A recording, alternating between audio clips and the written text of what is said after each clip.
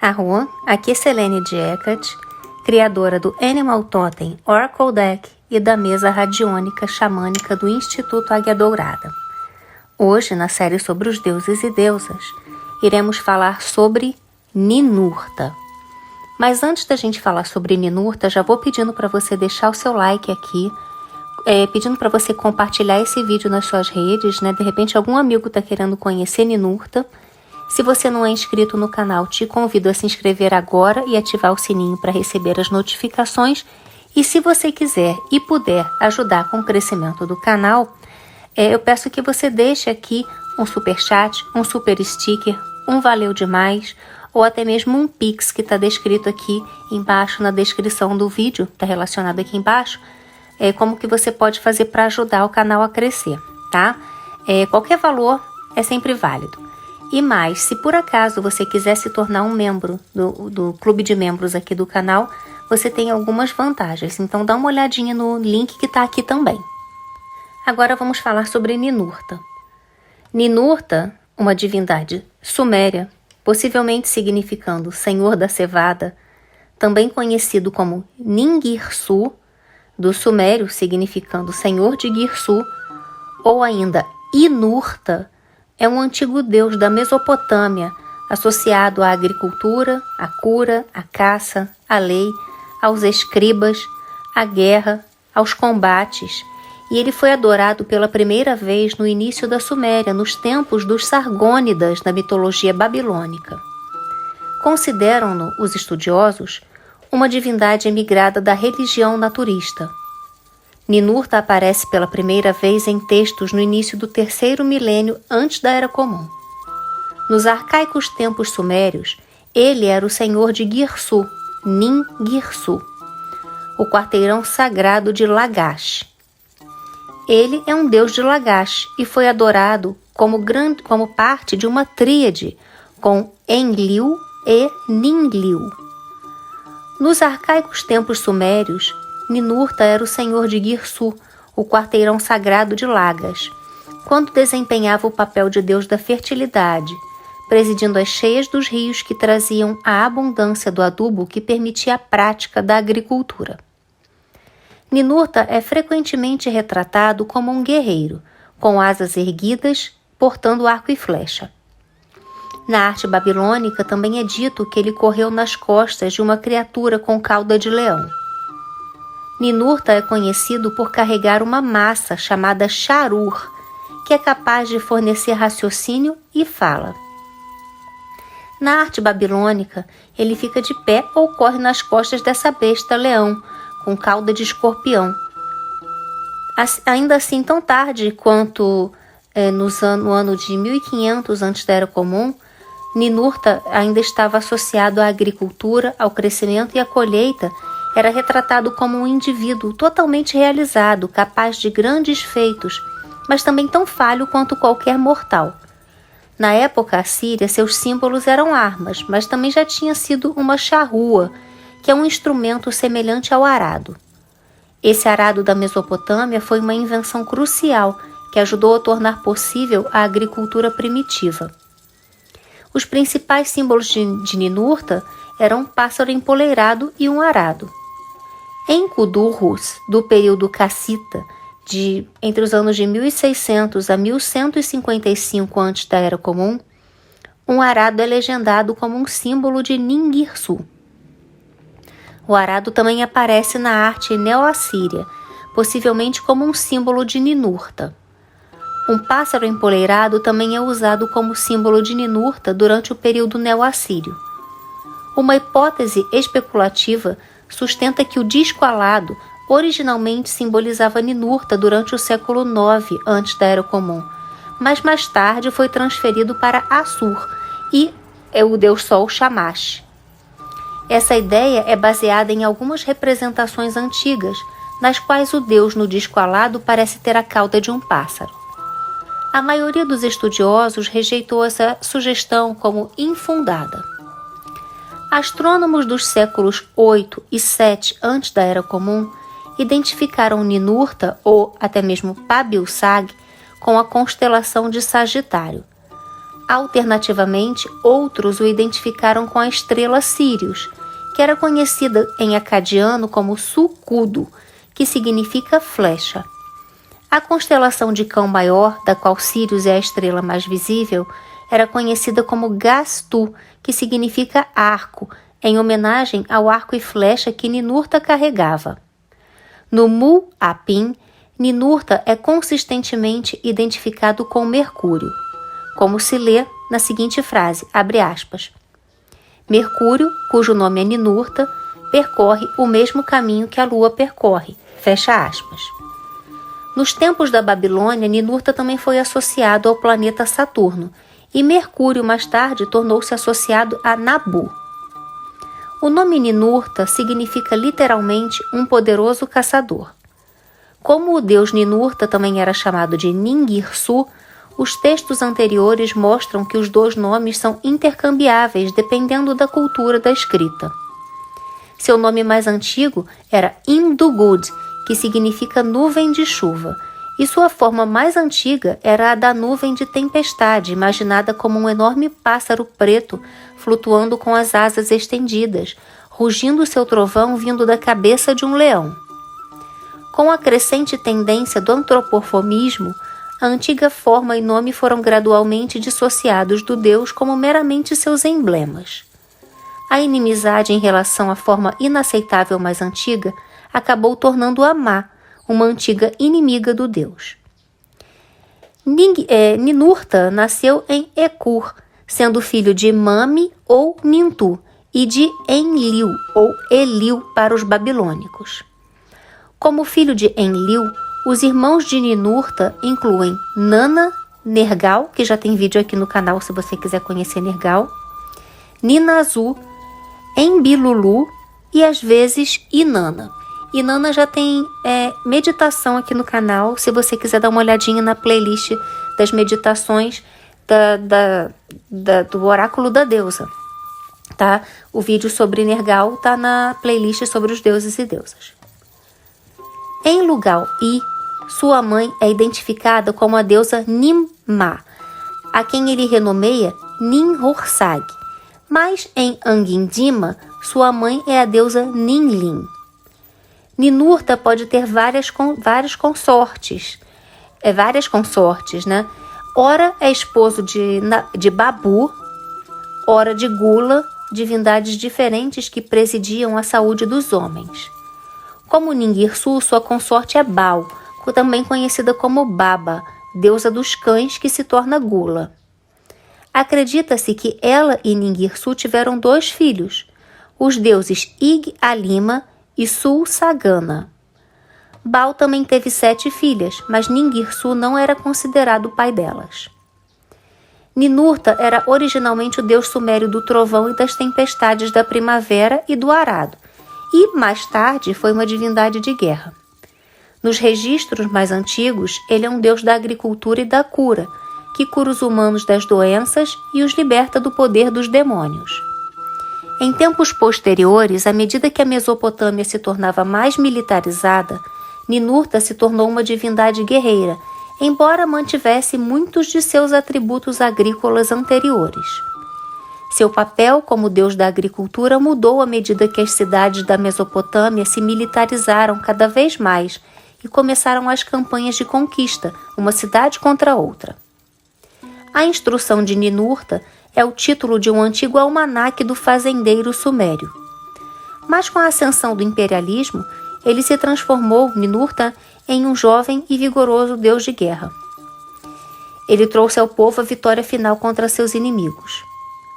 Um grande festival de Ninurta era o Gudsizu Festival, ou Festival Gudsizu, e acontecia em Nippur, no início da temporada de lavoura. Ninurta era adorado na Mesopotâmia já em meados do 3º milênio antes da Era Comum pelos antigos sumérios, e é uma das divindades atestadas na região, perdendo apenas para a deusa Inanna. Ninurta provavelmente aparece em mais mitos do que qualquer outra divindade da Mesopotâmia, na verdade. Em textos encontrados dentro de tumbas e em sítios de escavação, Ninurta aparece em mitos e lendas mais narrados. Seu principal centro de culto era o templo de Exu-Mecha, na cidade-estado suméria de Nippur, onde ele era adorado como deus da agricultura e filho de Enlil, o deus-chefe. Embora possam ter sido originalmente divindades separadas em tempos históricos, o deus Ningirsu, que era adorado na cidade-estado suméria de Girsu, sempre foi identificado como uma forma local de Ninurta. De acordo com assiriólogos Jeremy Black e Anthony Green, as personalidades desses dois deuses estão intimamente interligadas. À medida que a cidade-estado de Girsu declinava em importância, Ningirsu tornou-se cada vez mais conhecido como Ninurta. Ele se tornou caracterizado principalmente pelo aspecto agressivo e guerreiro de sua natureza. Mais tarde, a reputação de Ninurta como um guerreiro feroz o tornou imensamente popular entre os assírios. No final do segundo milênio antes da Era Comum, os reis assírios frequentemente usavam nomes que incluíam o nome de Ninurta, como Tukulti-Ninurta, ou o Confiável de Ninurta, Ninurta-Apal-Ekur, ou Ninurta é o terceiro, ou melhor dizendo, o herdeiro do templo de Enlil, Ekur, e Ninurta Tukulti-Ashur, ou Ninurta é o homem de confiança do deus Ashur. Tukulti-Ninurta I governou entre os anos de 1243 e 1207 a.C., da Era Comum, declara em uma inscrição que caça por ordem do deus Ninurta que o ama.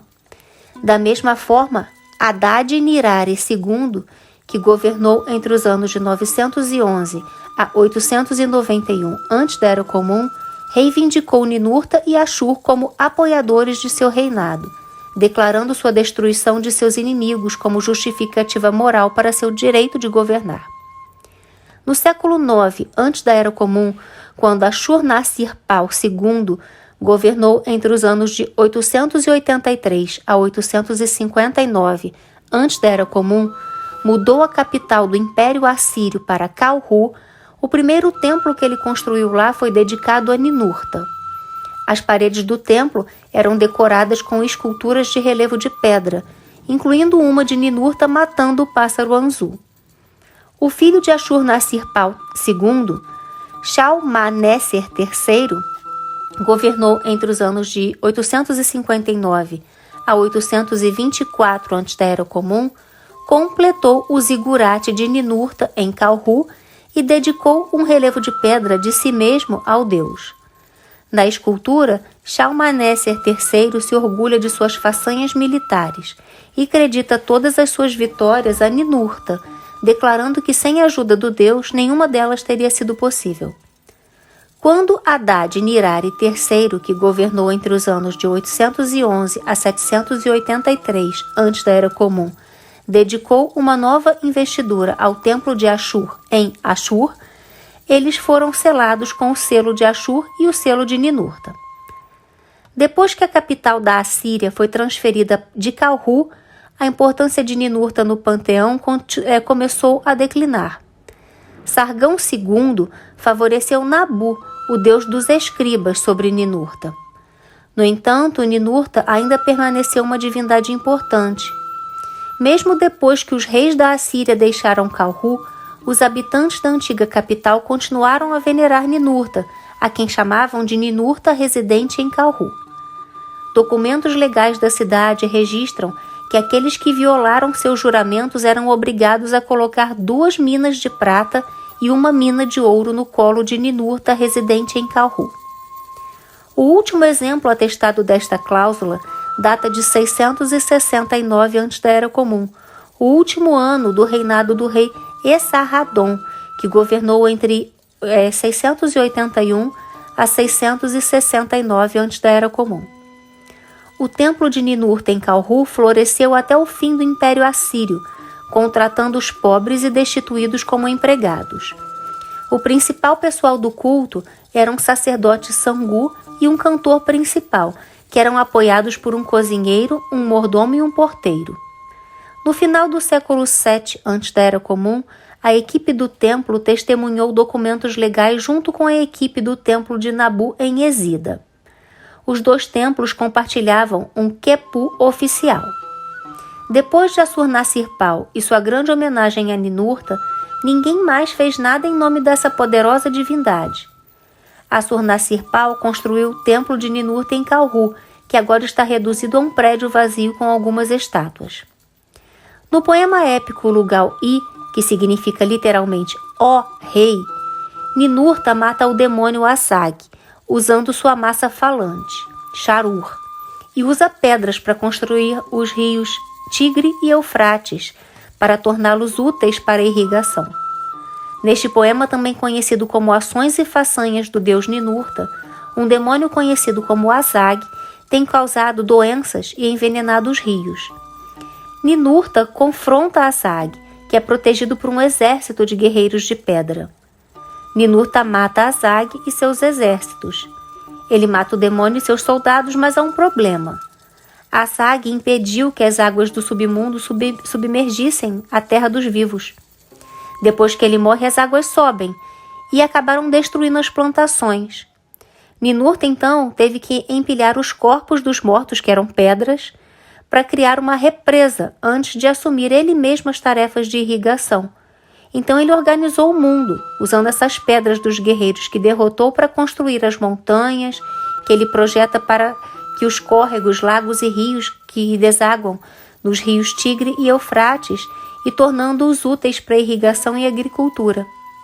A mãe de Ninurta, Ninmah, desce do céu para parabenizar seu filho por sua vitória. Ninurta dedica a montanha de pedra a ela e a renomeia Ninhursag, que significa Senhora da Montanha. Finalmente, Ninurta volta para casa em Nippur, onde é celebrado como um herói. Esse mito combina o papel de Ninurta como divindade guerreira com seu papel de divindade agrícola. O título Lugal-I significa ó rei, como a gente já falou, né? E vem da frase de abertura do poema no sumério original. As Façanhas de Ninurta é um título moderno atribuído a ele por estudiosos. O poema acabou sendo traduzido para o acadiano depois que o sumério se tornou muito difícil de entender. Algumas das conquistas tecnológicas de maior alcance dos sumérios estavam ligadas à irrigação e à agricultura. A construção de um intrinsecado sistema de canais, diques, açudes e reservatórios exigia bastante habilidade e conhecimento de engenharia. Levantamentos e planos tiveram que ser elaborados, envolvendo o uso de instrumentos de nivelamento, réguas de medição, desenho e mapeamento. A agricultura também se tornara uma técnica metódica e complicada que exigia visão, diligência e habilidade.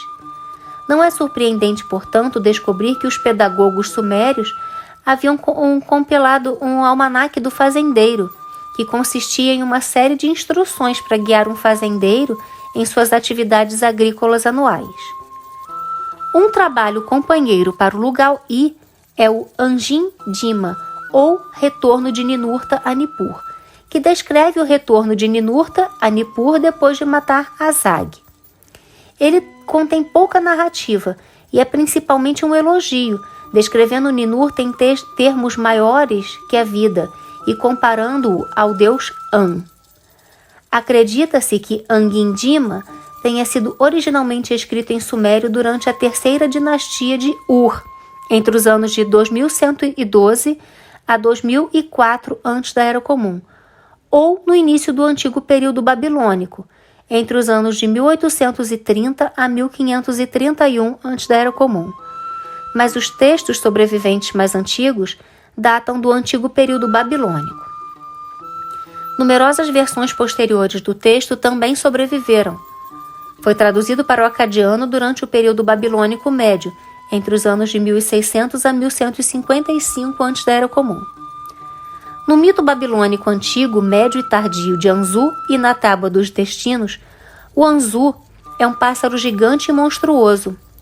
Enlil dá a Anzu a posição de guardião de seu santuário, mas Anzu trai Enlil e rouba a Tábua dos Destinos, que eram documentos importantes que predizem o futuro dos deuses e humanos, É uma argila sagrada, uma tabuleta pertencente a Enlil, que lhe concede autoridade. Então Anzu roubou a Tábua dos Destinos enquanto Enlil se preparava para tomar um banho. Os ricos secaram e os deuses foram despojados de seus poderes. Os deuses enviam Haddad. Já tem vídeo sobre Haddad aqui no canal, tá? Só dá uma olhadinha na playlist sobre os deuses e deusas. Então os deuses decidiram enviar Haddad, Girra e Shara para derrotar o Anzu, mas todos falharam. Finalmente, o deus Ea propõe que os deuses enviassem Ninurta, filho de Enlil. Ninurta confronta o Anzu e o atira com suas flechas, mas a Tábua dos Destinos tem o poder de reverter o tempo. E o Anzu usou esse poder para fazer as flechas de Ninurta se desfazerem no ar, e elas se tornaram seus componentes originais. A ponta de pedra da flecha voltou para a pedreira onde ela tinha sido esculpida. A madeira da flecha voltou para a árvore de onde ela tinha vindo, e assim por diante. Ninurta então pediu ajuda ao vento sul, que arrancou as asas do Anzu. O deus Dagan anuncia a vitória de Ninurta na Assembleia dos Deuses. Já tem vídeo sobre Dagan aqui no canal também, só dá uma olhadinha na playlist sobre os deuses e deusas. Então, o deus Dagan anunciou a vitória de Ninurta na Assembleia dos Deuses e, como recompensa, Ninurta recebe um assento de destaque no conselho. Enlil envia o deus mensageiro Birdu para pedir a Ninurta que devolva a Tábua dos Destinos. A resposta de Ninurta a Birdu é fragmentária, mas é possível que ele inicialmente se recuse a devolver a tableta, a tábua. No final, porém, Ninurta devolve a Tábua dos Destinos ao seu pai. Essa história foi particularmente popular entre os estudiosos da corte real assíria. Após essa missão, foi realizada uma cerimônia de purificação deste deus por Nisaba, a deusa dos cereais, da aprendizagem e da escrita, tendo-lhe sido dados então diversos nomes que honravam, entre os quais Papsukal, vizir dos grandes deuses, Shushinak, protetor da cidade de Susa, Lugalbanda, pai de Gilgamesh, e Zababa, deus guerreiro de Kish. O mito de Ninurta e a tartaruga é um fragmento do que originalmente era uma composição literária muito mais longa. Nela, após derrotar Anzu, Ninurta é homenageado por Enki em Eridu. Enki sente seus pensamentos e cria uma tartaruga gigante que ele solta atrás de Ninurta e que morde o tornozelo do herói. Enquanto eles lutam, a tartaruga cava um buraco com suas garras onde ambos caem. Enki se regozija com a derrota de Ninurta. Falta o final da história. A última parte legível do relato é uma lamentação da mãe de Ninurta, Ninmah, que parece estar pensando em encontrar um substituto para seu filho. De acordo com Charles Penglass, nesse relato, Enki é claramente pretendido como o herói e seu sucesso em frustrar a trama de Ninurta para tomar o poder para si mesmo é uma demonstração da suprema sabedoria e astúcia de Enki. Na viagem de Ninurta a Eridu, Ninurta deixa o templo Ekur em Nippur e viaja para o Abzu em Eridu, liderado por um guia não identificado. Em Eridu, Ninurta senta-se em assembleia com os deuses An, Enki, e Enki dá a ele o Me para toda a vida. O Me, em acadiano Parsu, é um dos decretos do divino que é fundamental para as instituições religiosas e sociais sumérias, tecnologias, comportamentos, costumes e condições humanas que tornaram possível a civilização mesopotâmica e são fundamentais para a compreensão suméria da relação entre a humanidade e os deuses. O poema termina com Ninurta voltando para Nippur. O relato provavelmente trata de uma jornada na qual a estátua de culto de Ninurta foi transportada de uma cidade para outra, e o guia é a pessoa que carrega a estátua. A história se assemelha muito a outro mito sumério de Inanna e Enki, em que a deusa Inanna viaja para o Eridu e recebe o Me, ou Mes, os Mes, de Enki. Em um poema conhecido como Sumerian Geórgica, que foi escrito entre os anos de 1700 a 1500 antes da Era Comum, Ninurta fornece conselhos detalhados sobre questões agrícolas, incluindo até como plantar, cuidar e colher, como preparar os campos para plantar e até como afastar os pássaros das lavouras. O poema cobre quase todos os aspectos da vida da fazenda ao longo do ano. Em um mito que é aludido em muitas obras, mas nunca totalmente preservado, Ninurta matou um grupo de guerreiros conhecidos como heróis mortos. O mito dos heróis mortos é mencionado em muitos textos, mas nunca é preservado na íntegra. Neste mito, Ninurta deve lutar contra uma variedade de oponentes. Black e Green descrevem esses oponentes como divindades menores bizarras. Eles incluem o carneiro selvagem de 6 cabeças, o rei das palmeiras, a serpente de 7 cabeças e Culiana, a sereia ou mulher-peixe. Alguns desses inimigos são objetos inanimados, como o barco Magilum, que carrega as almas dos mortos para o submundo, e o forte cobre, que representa um metal que foi concebido como precioso. Esta história de provações e vitórias sucessivas pode ter sido a fonte da lenda grega dos 12 trabalhos de Hércules. Na antiga Suméria, pensava-se que os deuses e deusas viviam nos templos que lhes eram dedicados. Alguns templos, incluindo os templos de Ninurta, eram usados como refúgio seguro para pessoas pobres, órfãos e viajantes, que podiam receber a proteção de uma divindade quando precisavam de ajuda. Existem registros de alguns reis que adoravam Ninurta, especialmente imediatamente antes de uma batalha.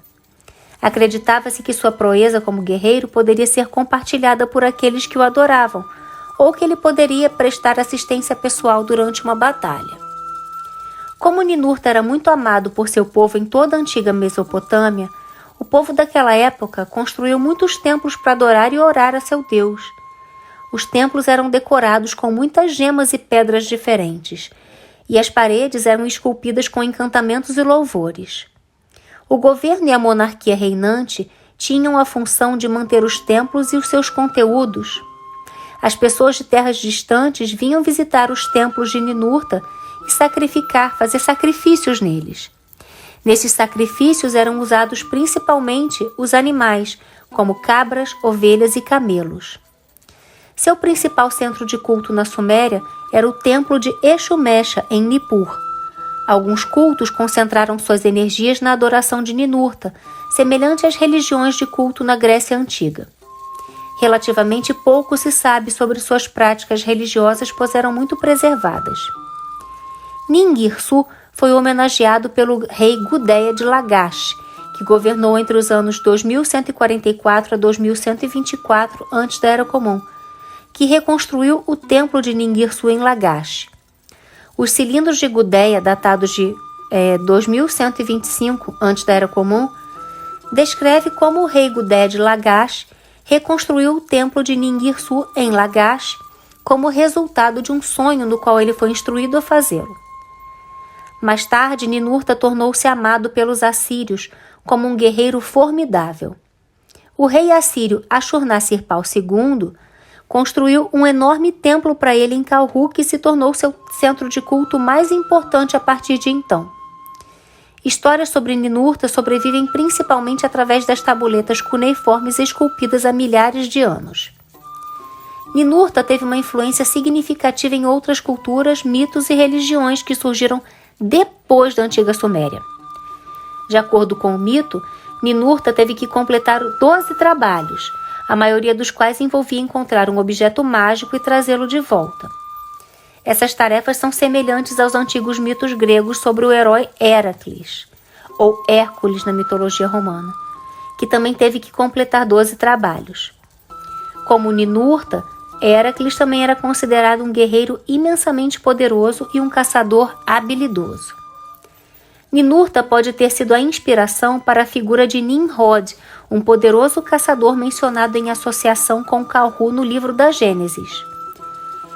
Nisroch, ou Nisroch, é uma divindade assíria com cabeça de águia, provavelmente também derivada de Ninurta. Embora ainda não esteja totalmente claro o nome, Ninurta, se tornou Nimrod em hebraico. As duas figuras carregam principalmente as mesmas funções e atributos, e Ninurta é atualmente considerado como a etimologia mais plausível para o nome de Nimrod. Eventualmente, as ruínas da própria cidade de Kalhu tornaram-se conhecidas em árabe como Namrud, por causa de sua associação com Ninurta. Por outro lado, e de forma mais convencional, o mitológico Ninurta pode ter sido inspirado por uma pessoa histórica, como Ninus. Ele também pode ser mencionado no segundo livro dos reis, sob o nome de Nisroch. No século XIX, os relevos de pedra assírios de figuras aladas com cabeça de águia do templo de Ninurta, em Kalhu, eram comumente, mas erroneamente identificados como Nisrochs e aparecem em obras de literatura fantástica da época. Outros estudiosos tentaram identificar Nisroch como Nusku, o deus assírio do fogo. No século XVI, Nisroch passou a ser visto como um demônio. O demonologista holandês Johan Weyer listou Nisroch ou Nisroch em seu Pseudomonarchia Daemonium, datado de 1577, como sendo o cozinheiro-chefe do inferno. Segundo o livro de Zecharia Sitchin, o livro perdido de Enki, Ninurta seria o nome do segundo filho de Ea, segundo em comando nas operações da terra, ao lado de seu meio-irmão Enlil, dos Anunnaki que vieram à Terra pelo garimpo de ouro baseado numa antiga lenda celestial sobre Tiamat. E conforme os dias se passavam muito mais depressa que em seu planeta original Nibiru, os operários Anunnaki chamados Igigi reclamavam sobre as condições de trabalho e a situação em que estavam. Em nome da salvação de seu planeta, Enki e Nima, sua esposa e meio-irmã, desenvolveram um plano para melhorar uma raça já existente na Terra para se tornarem trabalhadores inteligentes e capazes, como os Anunnaki, para garimpar o ouro e mandar para Nibiru. Houve que criaram os humanos no ventre de algumas Anunnakis, porém estéreis não se reproduziam. Enki então fecundou uma terráquea com seu sêmen e gerou Adapa ou Adão e gerou também Titi ou Eva em fêmeas terráqueas. Quando elas geraram filhos, as crianças receberam o nome de Quim ou Kim, ou seja, o Caim, e Abel. Ninurta seria o mentor de Caim e responsável por todo o desenvolvimento. Então ele teria ensinado a arte do cultivo, da colheita, do pastoreio e da tecelagem de lã, dos segredos do metal, de onde surgiu o conhecimento de fundição dos metais e produção de ferramentas ou equipamentos bélicos. Em 2016, durante sua breve conquista da região, o Estado Islâmico do Iraque e do Levante, ou ISIL, ISIL, demoliu o zigurate de Ninurta de Ashur-Nasirpal II em Kalhu. Esse ato estava de acordo com a política de longa data do Estado Islâmico do Iraque e do Levante, de destruir quaisquer ruínas antigas que considerasse incompatível com sua interpretação militante do Islã. De acordo com uma declaração de iniciativas de patrimônio cultural das escolas americanas de pesquisa oriental, o Estado Islâmico do Iraque e do Levante pode ter destruído o templo para usar sua destruição para propaganda futura e desmoralizar a população local. Em março de 2020, os arqueólogos anunciaram a descoberta de uma área de culto de 5.000 anos, preenchida com mais de 300 xícaras, tigelas, jarras, ossos de animais e procissões rituais de cerâmicas quebradas dedicadas a Ningirsu no local de Girsu. Em fevereiro de 2023, o templo Ninu, o templo do pássaro trovão branco, o principal santuário de Ningirsu, foi identificado durante as escavações lideradas pelos arqueólogos do Museu Britânico e do Museu Getty no local de Girsu. Ninurta foi um grande guerreiro que ensinou ao seu povo a arte da guerra e da vitória. Vendo todos os grandes atributos de Ninurta, podemos entender como ele certamente foi um deus que deixou um grande legado. Ninurta já foi o deus mais adorado de sua época. Ele é tão conhecido por causa de sua evolução de poderes de acordo com a necessidade do povo do império. poucos deuses fizeram o que Ninurta foi capaz de fazer por seu povo. Esta é a razão pela qual ele era tão amado e adorado pelo povo da Mesopotâmia. Agora vamos falar sobre os deuses relacionados. Na figura de Ninurta se confundem muitas outras divindades, como Inshur-Shinak, o deus de Susa, Zababa, o deus de Kish, e muitos outros. Seu equivalente cananita é Atar, seu equivalente eblaíta é Astabi, e o seu equivalente romano é Saturno. Os símbolos de Ninurta são o arco e flecha, a espada, a foice, a massa, o arado e o pássaro empoleirado. Na época assíria, seus símbolos eram armas, mas já tinham sido uma charrua, que é aquele arado antigo. Quanto às suas ofertas, você pode ofertar a Ninurta produtos da terra, ferramentas de agricultura, arco e flecha, massa, foice, gemas e pedras diferentes, carne de cabra, de ovelha, de boi, pães, bolos e vinho. Agora, antes da gente partir para a oração, eu peço novamente que você, se não deixou o like no começo do vídeo, deixa o like agora, compartilha nas suas redes e se você não é inscrito, eu te convido mais uma vez a se inscrever agora no canal, para poder dar uma força para a gente levar o nome de Ninurta mais adiante. A oração que eu vou passar para vocês agora é um hino a Ninurta, que eu encontrei no Temple of Ninurta. Todas as fontes que eu utilizei para fazer esse vídeo estão relacionadas aqui embaixo na descrição do vídeo. Então, vocês podem se jogar nesses links aí que eu estou deixando. Então, vamos para a oração Hino a Ninurta 3, do Temple of Ninurta. Ninurta, Senhor dos deuses, herói que aparece na glória. Ninurta, diante de cujo rugido as montanhas tremem.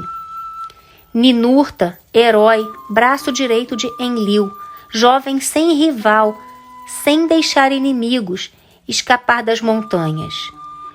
Ninurta, leão selvagem e furioso, dominando o senhor inimigo. Ninurta, primeira escolha de seu pai. Ninurta, nenhum deus superior se levanta contra ti. Ninurta, que é grande no céu, grande na terra, soberano no oriente, poderoso herói Ninurta, soberano filho de Enlil. Bem, espero que vocês tenham gostado do vídeo, tá? A gente se encontra no próximo vídeo aqui do canal. Mitakuye Oyasin, eu honro todas as nossas relações.